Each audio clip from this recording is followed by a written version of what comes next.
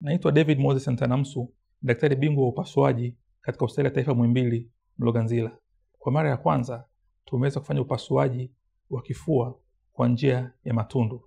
Kwa miaka kadhaa sasa tumekuwa tukifanya upasuaji wa tumbo kwa njia hiyo ya matundu, lakini leo kwa mara ya kwanza tumeweza kufanya upasuaji wa kifua kwa njia ya matundu. Yaani tumeweza kutoa uvimbe kwenye pafu la mgonjwa bila kufungua kifua kizima, kutumia matundu madogo tu tumeweza kutoa uvimbe huo kwa ufanisi mkubwa. Upasuaji huu kwa 100% umefanywa na madaktari wa Tanzania ambao walipitia mafunzo maalum ya upasuaji kwa njia ya matundu. Tunashukuru serikali ya Tanzania kwa kuendelea kufanya uwekezaji katika sekta ya afya, kuleta vifaa na pia kufanya mafunzo kwa watumishi ili kuwawezesha kutoa huduma hizi. Kwa leo tumeweza kuondoa uvimbe ambao ulikuwa na ukubwa takriban sentimita 5 kutoka upande wa kushoto wa kifua.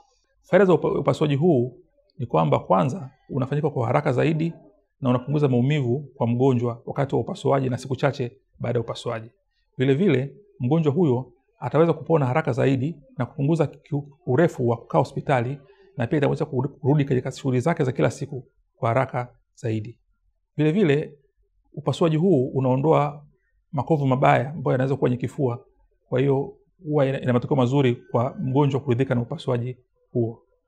Huduma hii kwa mara ya kwanza imetoka kwenye Hospitali ya Mloganzila kutokana na upatikanaji wa vifaa maalum ambavyo vilikuwa vinahitajika kufanya upasuaji huo. Hivyo kuanzia sasa huduma hii itakuwa endelevu ambayo inaweza kufanyika kwa wagonjwa zaidi katika hospitali yetu.